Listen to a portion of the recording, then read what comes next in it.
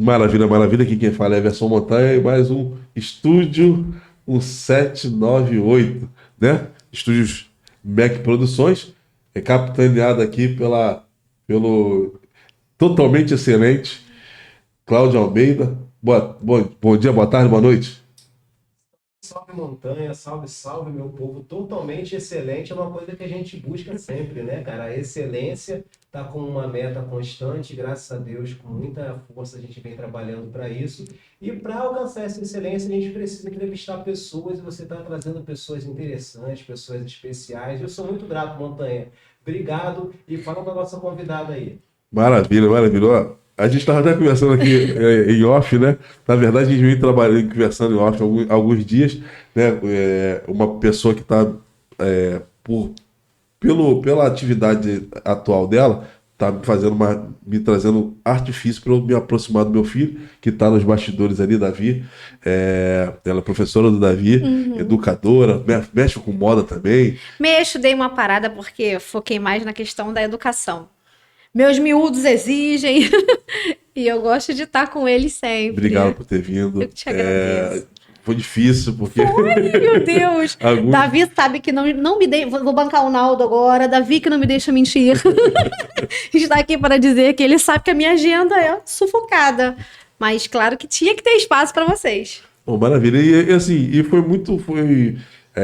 Como a gente estava conversando em off, foi muito estranha a forma que a gente se conheceu, porque tinha tudo para a gente se conhecer da forma formal, porque eu já deixei uma vez ele na porta da tua casa, e sem saber que era você. E a forma dela de trabalhar com os alunos dela, ela acabou identificando um gostar do Davi, né? Uma preferência do Davi por história. E nesse jeito dela de lidar com ele, ela aflorou a política na vida do Davi. E a gente, como eu sou mais à esquerda, ele, na época da eleição, ele era Bolsonaro, eu era Lula, a gente brigava bastante e tal. E um dia eu fiquei pensando, pô, como é que eu vou fazer? Quem é que tá botando isso na Um cabeça dia eu vou do pra achar Davi? essa mulher de montanha. Aí um belo dia, fazendo minhas pesquisas para chamar, né, pessoas para os podcasts, me deparo com a fala: pô, você é o pai do Davi? Ah, eu sou professora dele, sou explicadora dele. Primeiro veio o ódio, depois a gente foi conversando. Montanha já sacou uma arma, colocou 2 balas e falou: vamos nos encontrar hoje. E aí, assim, eu comecei a ver no perfil dela que ela tem várias questões aqui que seriam interessantes de colocar a público, né? E aí a gente bolou hoje esse podcast e posteriormente vai ter a live. Eu não sei qual que vai sair primeiro, mas vai ter uma live também direto no Instagram. Então se apresenta um pouquinho pra gente, conta um pouquinho de quem é Rô Arruda. Isso aí. O que acontece? Eu sempre tive uma paixão por moda, mas a educação sempre teve em mim. Quando eu era adolescente, eu dava aula para os parentes para conseguir os benefícios financeiros da coisa, né? Porque eles tinham dificuldade e tudo mais. E nessa época, lembra? Lá em 1900, lembra? Lembra do Titanic do Foi 84 anos? É bem por aí. E naquela época não tinha tanta explicadora, não era uma profissão tão difundida. Então, eu fazia meu trabalho em casa. Passou muito tempo, a vida tomou outros rumos. Foi então que a crise, um pouquinho antes da pandemia, eu trabalhava no mercado de festa, e ele morreu. Finito, assim, esse negócio de um atrás do outro. A gente não tinha mais condição de produzir. Alex falou, meu marido falou assim: Rosângela, por que você não volta a dar aula? Porque você ama estudar, você nunca parou, porque eu sou viciada em livro. Então ele falou assim: você nunca parou, por que você não volta a dar aula? No começo eu fiquei com pouca confiança. Foi aí que eu abri. Só que tem uma vertente engraçada. Tem explicadoras ao redor do meu espaço. Só que tem alunos que ninguém queria. Não foi o caso do Davi, ele veio por indicação. No caso, só para eu entender, alunos que eram problemáticos. Exatamente. As pessoas não encaram quem tem qualquer tipo de disfunção de aprendizado como uma pessoa normal. E detalhe, eu não sei de onde foi parar a humanização das pessoas, que elas tratam uma criança de 7 anos como uma adulta de 15. Então, Menino dá problema. Eles não entram num consenso, eles não procuram entender o que está acontecendo. Não quero.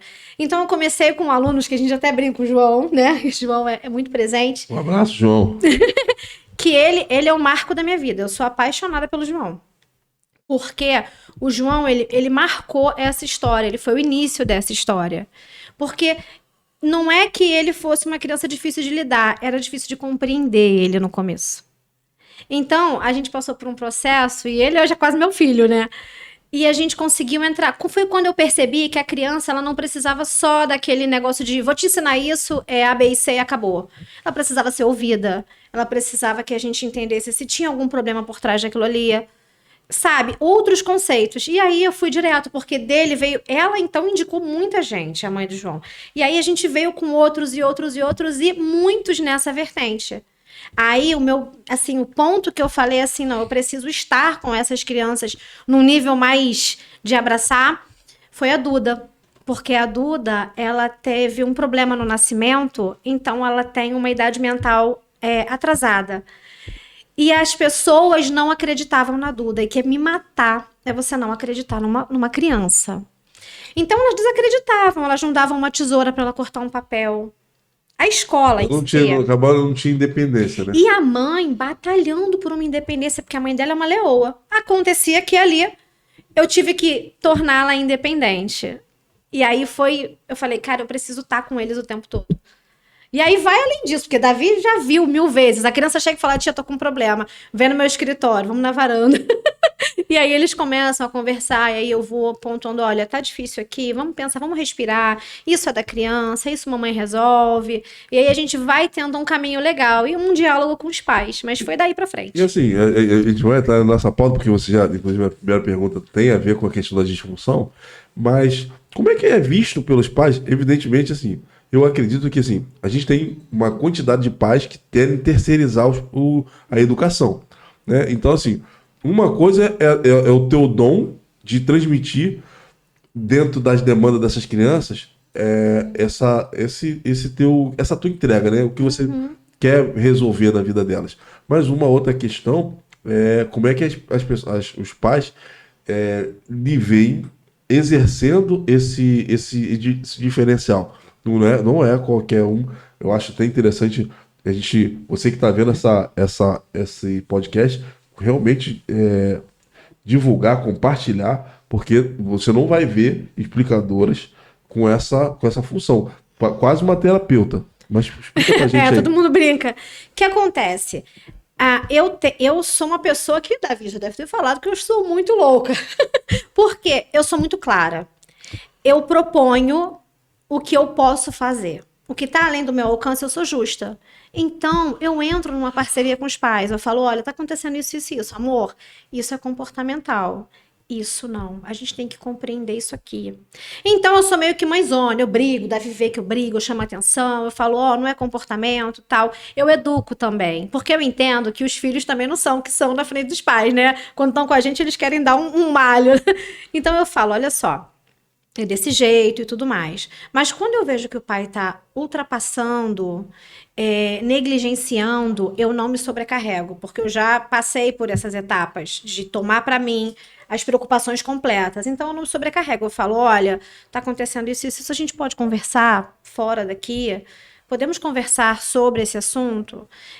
Porque, assim, por incrível que pareça, o maior obstáculo, assim, de vida para as crianças de hoje em dia é a autoconfiança, cara.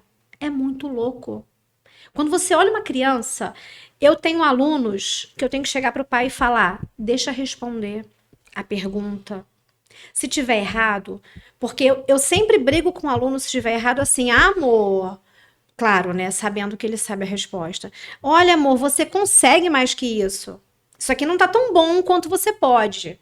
A gente não pode chamar a atenção de alguém dizendo que isso tá um lixo, tá horrível. Foi a pior coisa que você já fez. Vem muita criança pra mim que tu acredita que ela não tem a coragem de responder a pergunta? Porque ela fica buscando respostas que vão agradar você. E esse senso de desejo de agradar, ele vai ser passado para todo o resto da vida. Isso é o que vai crescer uma criança sem identidade. Ela não tem energia para dizer sim, para dizer não. E tudo isso eu estimulo. Ó, isso aqui não tá legal pra você, você tem que dizer não. Isso aqui você tem que dizer sim. Todas essas atividades eu vou estimulando. Porque ali eu entendo que eu não tô ensinando matéria, eu tô contribuindo com a personalidade, estimulando a autoconfiança, estimulando que... Porque assim, você não consegue acertar se você não praticar. Então você tem que estimular a força de vontade. As crianças lá estão acostumadas com não tem problema errar. A minha frase é, não tem problema errar, desde que você tente. Você vem, a gente corrige. Você vem, a gente corrige. Você vem, a gente corrige. O Davi inventou, eu acho que por causa disso aí que tu falou que eu podia errar, ela inventou um jargão aí e tal de errar é humano, jump tirou. É isso aí. Porque eu falo pra ele o seguinte, eu não tô ali pra dar uma resposta para que você saia com o trabalho de casa feito. Eu tô ali pra tornar você uma mente independente. Eu quero que você reflita. Então a minha frase pra pessoa vai ser assim: o que tá dizendo aqui? É isso. O que você acha? Se ele estiver errado, eu vou falar, mas não seria assim, assim, assim? De repente. Aí ele reflete. Eu quero que ele reflita. Porque até para mostrar meu ponto de vista, ele tem que ser estimulado a refletir. Talvez por isso ele tenha gostado dessa dinâmica. Tu não acha? Não é assim que tem que ser? Ou é diferente? Porque eu também estou disposta a ouvir. E os alunos me ensinam muito também. E é uma troca. É uma troca. Eu já comprei mais brigas aí por isso, mas é uma troca. Assim, eu tô achando excelente até. Primeiro que você me trouxe alguns artifícios que, assim, quando ele vai chegando na idade que ele vai ficando mais independente, os filhos, né? Eles vão deixando a gente, eles vão desgarrando e a gente não tem essa noção. A mãe dele tá passando mal, porque ele chegou na adolescência e ele já tá começando a se desgarrar dela, porque eles moram juntos, e ele tá se desgarrando dela. Foi uma festinha outro dia, passou mal. Eu analiso as novinhas, né? Se eu não gostar, não deixo não. Se eu não gostar, tu sabe. Foi numa festinha e passou mal. E assim, em mim, que eu sempre carreguei ele tudo enquanto eu morava com a mãe dele, sempre levei ele para todo quanto é lugar, eu vi já esse desprendimento já lá, quando eu morava com eles, e dele ter as preferências dele, não querer mais fazer o que me agrada, mas sim as preferências dele. E aí você me trouxe alguns artifícios que me colocavam mais próximo do mundo dele, porque ele gosta dos games, eu já não gosto muito, eu gosto só de futebol, ele não gosta de futebol, né? Ele não é muito de jogar dos games, futebol até ele joga, mas não é a paixão dele, e você acabou trazendo algumas figuras, algumas questões. Nenhuma explicadora traz esse know-how, né? Mas eu queria entender de você como é que quais são as suas ferramentas para ter um ensino de qualidade para pessoas que têm o déficit de atenção, né? O que acontece? O déficit de atenção, ele é uma dificuldade de aprendizado. Ele não é uma dificuldade comportamental em si. Esse TDAH, né? Uhum. Ele é uma disfunção recente, porque eu acho que sempre deve ter tido Não, isso. ela sempre... O que acontece? Olha, os virou médicos moda vão isso, né? querer me matar. Sucesso. Então, o que acontece? Tem um pequeno problema aí. Tem crianças levadas. E os médicos de hoje, não tô falando dos antigos, eles são crianças criadas no videogame, no apartamento. Eles não têm o hábito de lidar constantemente com todas as crianças agitadas. Mas eles passam por exames. Mas eu não sou médica, eu não posso diagnosticar ninguém, mas eu conduzo quando eu percebo alguns traços. Tem alguns traços de ansiedade muito marcantes. Por que eu falo isso? Porque eu tenho contato com psicólogas, a minha comadre é psicopedagoga. Então, esses tratamentos, essas coisas, a gente está sempre conciliando e conversando sobre. O problema ali da questão do TDAH, ele é uma questão que ele é uma agitação que impede a criança de se conectar. Pensa numa mente que tá assim. Eu acordei. E caramba, eu tenho que fazer o trabalho de casa, mas eu não fiz o café. Daqui a pouco eu tenho que tomar banho, eu não peguei meu tênis, A cabeça do TDAH funciona nesse ritmo. Então, para ele se conectar ao que você está oferecendo, tem que ser atrativo. Tem que valer a pena. Então, a gente tem que encontrar métodos para isso. Mas eu encaro cada aluno, seja ele com TDAH ou não, como um aluno específico. Porque eu não sei aonde o mundo parou, que resolveu padronizar a educação de uma maneira que é uma regra que tem que ser enfiada na goela das pessoas. Não, não tem. Eu recebo muitos alunos lá que vêm, às vezes, da mesma escola com o mesmo problema. A professora não me ouve. Ela não percebeu que eu faço isso. Ela não está sabendo me explicar isso aqui. Porque são questões que as pessoas hoje em dia tomaram um rumo de, não, se você não aprende desse jeito, não tem meio. Não tem meio, sim. Passei essa semana por uma questão com uma aluna que eu estava fazendo um questionário, ela não captava nada. Falei, amor, dá aqui a folha. Respira. Não responde o que eu quero, responde o que você pensa. As palavras são suas. O que é isso? É isso, isso e isso. Exato. O que é isso? É isso. Então eu percebi que a dificuldade dela estava em se encaixar na minha mente, no meu padrão. E ela não tem que se encaixar no meu padrão. Ela tem que ser sábia, saber o que ela está fazendo. Quando a gente pega uma criança com TDAH, ninguém tem paciência com ela. Ninguém consegue separar uma criança levada e abusada da condição de uma criança agitada e que não controla seu corpo. Então, ao invés de você ficar, para com isso, você tem que ficar, amor, respira. Ó, não tem nervoso. E sem medo. Isso aqui não tem preocupação. Se você errar, a gente vai pagar e a gente vai fazer de novo. Com isso, a gente vai conseguindo trabalhar com crianças que têm um TDAH altíssimo. Eu trabalho com um menino que ele tem um nível de agitação que a perna dele vem aqui em cima, sobe e desce, e ele bate. Amor, tranquilo, eu tô aqui. Aí ele vai, acalma, faz uma série de trabalhos, a gente volta. É um trabalho de paciência. E é um trabalho específico, não tem fórmula. Eu tenho que olhar e falar assim, bom, esse aqui pega ouvindo, não, esse aqui pega escrevendo. Esse aqui eu tenho que lidar com isso aqui. Esse aqui não pode ter distração. Porque tem que ter dinâmica. A gente tem que encarar cada pessoa como uma pessoa. Você é diferente do Davi, é diferente de todo mundo. Como é que eu vou ensinar pra você da mesma maneira que ele? Entendeu? Então, nesse campo é isso aí. A gente vai desse jeito. E com relação ao emocional, o emocional ele afeta no aprendizado? O que acontece? A gente esquece que a criança, ela não é cega. Ela tá presenciando tudo que tá acontecendo ao redor dela. Aí você traz uma criança numa semana complicada, de família, de tudo, ela senta e você quer que ela faça aquilo. Não, a cabeça dela não tá ali. Ela pode não compreender o problema dentro de casa, mas ela sabe que tem um. Então, muitos pais, nesse campo aí é dos pais mesmo, muitos pais ignoram o ato de pensar e sentir da criança. Eles agem como se a criança fosse... realmente, a obrigação da criança é só estudar. Mas e o que não é obrigação? E o que ela percebe? E o movimento do espaço que ela tá? Poxa, meu pai, de repente, brigou com a minha mãe.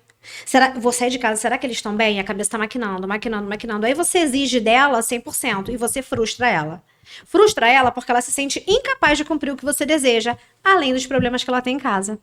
Então você tem que encarar, filho, olha só, isso aqui aconteceu assim, assim, assim, dessa maneira, já passou, pode ir, tá vendo? A gente tá bem. Então, a gente tem que parar de achar que a criança é um objeto, até os 15 anos, que tá sendo moldado sem nenhum tipo de reação externa. A gente age como se a criança não tivesse reação das coisas.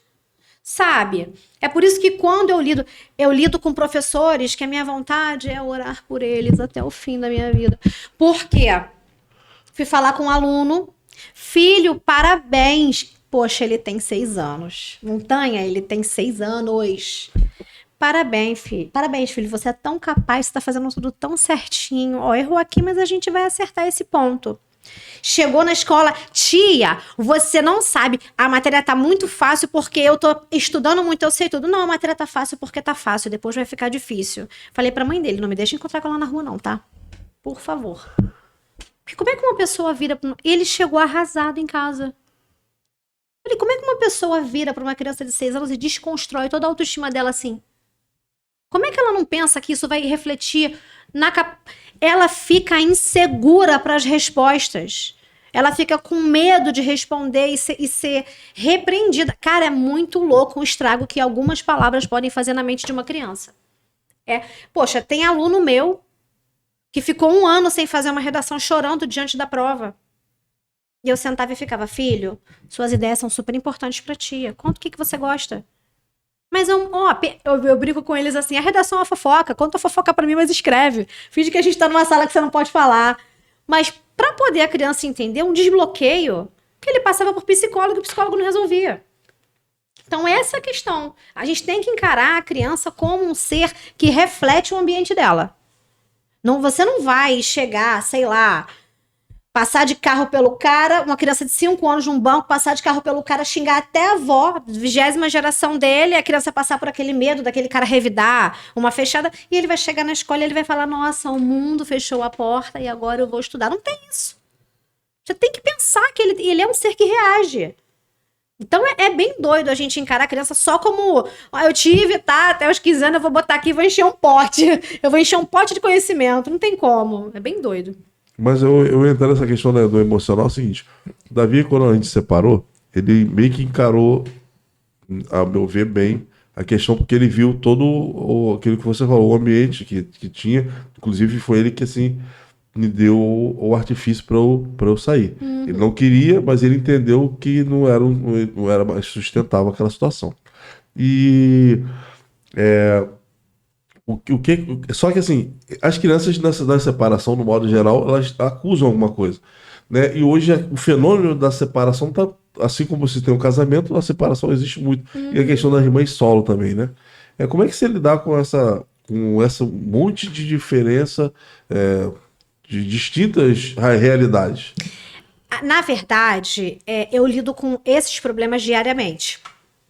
Mas eu sempre procuro falar, eu sou muito assim, bagunceira. Para falar com as crianças não tem essa formalidade aqui não, sabe? É bem uma coisa bem estressada. Mas eu sou brincalhona, então eu sento e eu falo, filho, quem dorme com papai? Mamãe. Quem dorme com a mamãe? Papai. É problema seu? Não, sabe por quê? Aí eu fico brincando. Daqui a pouco, já pensou? Dá a doida e eles voltam? E você ficou aqui chorando à toa? Vamos esquecer? Mas assim, eu sempre procuro conversar. Porque tem alunos meus que tomam partido. E aí eu vou conversar. Meu amor, às vezes papai e mamãe não te contam todos os detalhes da relação. Numa relação a dois, não tem como a gente saber de jeito nenhum quem errou. A verdade é que a gente nunca vai saber na história. Você quer perder papai? Não. Quer perder mamãe? Não. Então não escolha. Eu não sou a favor da escolha. Porque eu acho que criança não tem que ficar no meio de certas brigas. Assim como brigas familiares, qualquer tipo. Criança não é feita para participar de briga. Ela é feita pra você falar assim, olha, uma coisa não tem nada a ver com a outra, tá? Papai é papai, e se ele mandar, ele mandou. Mamãe é mamãe, e se ela mandar, ela mandou. Ah, mas não importa. Brigou com a minha mãe. Filha, você sabe o motivo? Você tá nervosa?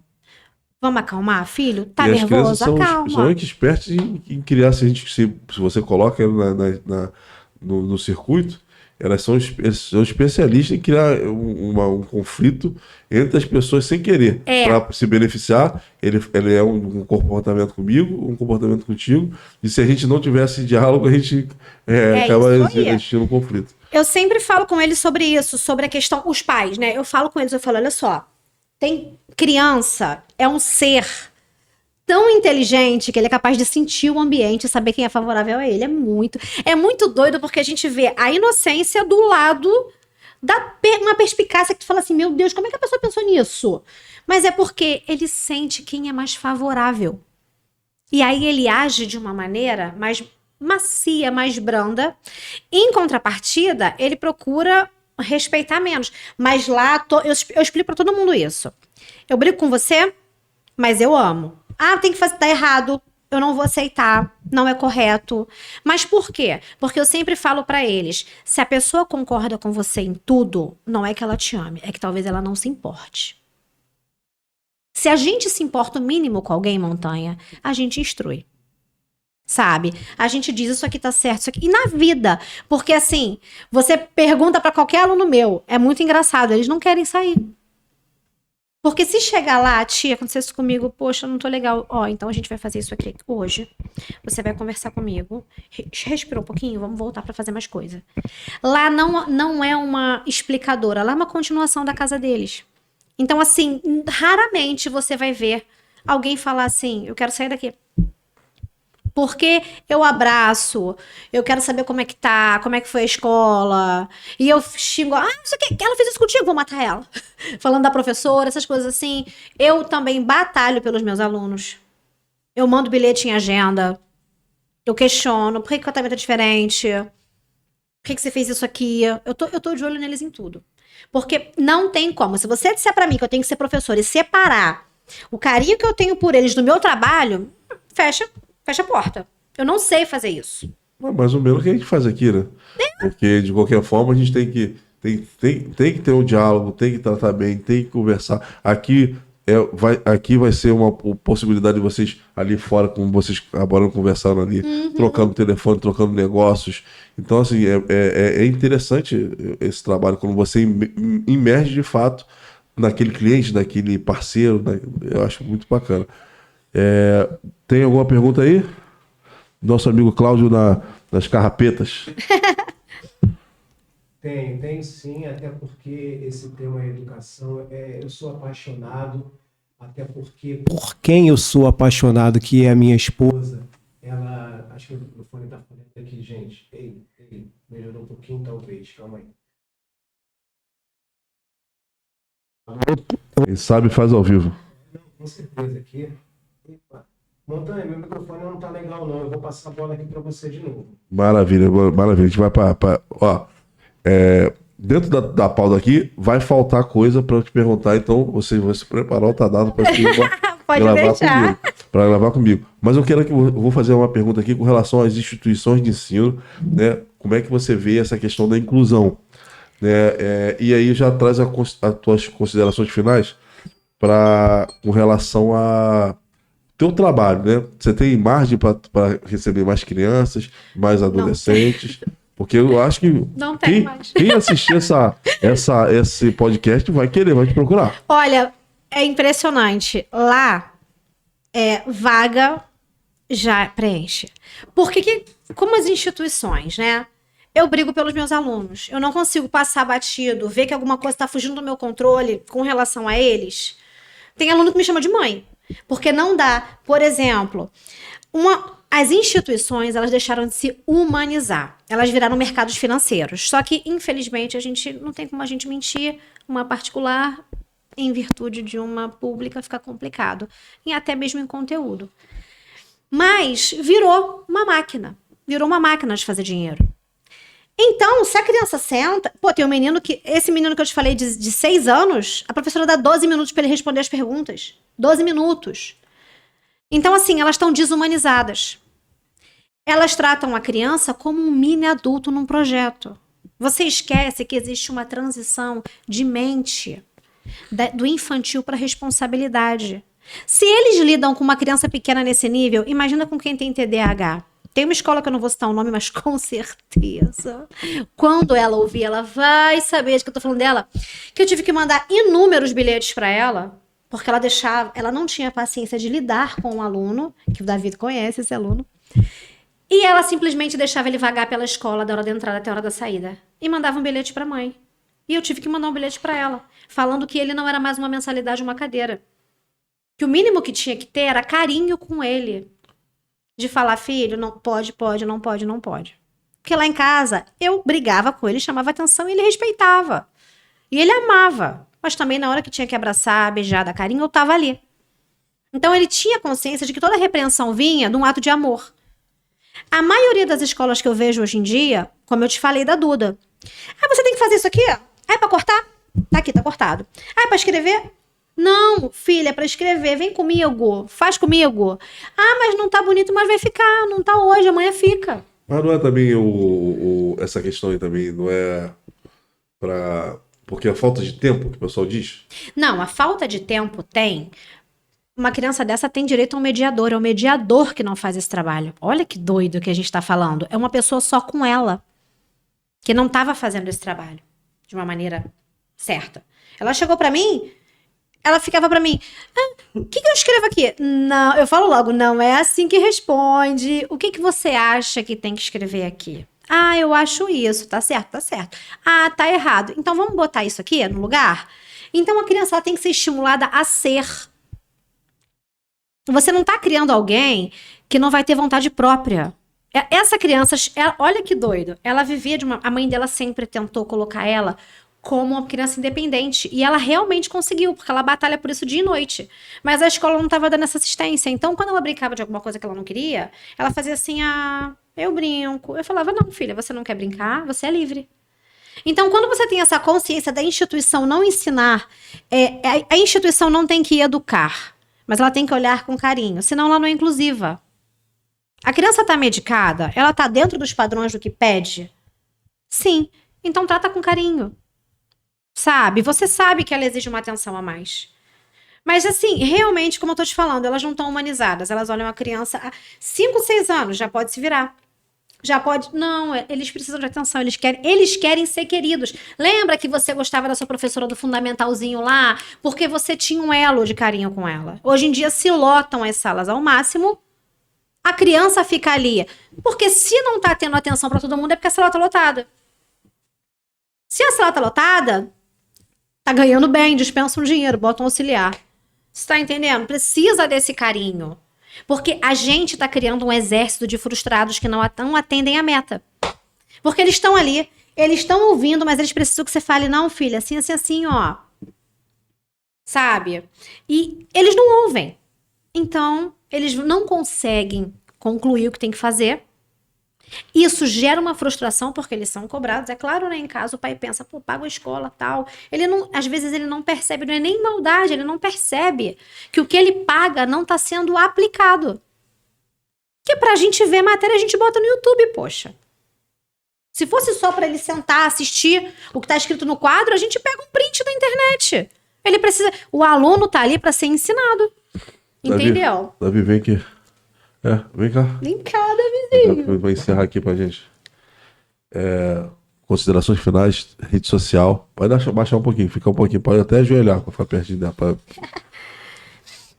Olha, eu gostei muito de participar hoje. Foi maravilhoso, Montanha, de conhecer pessoalmente, conhecer vocês.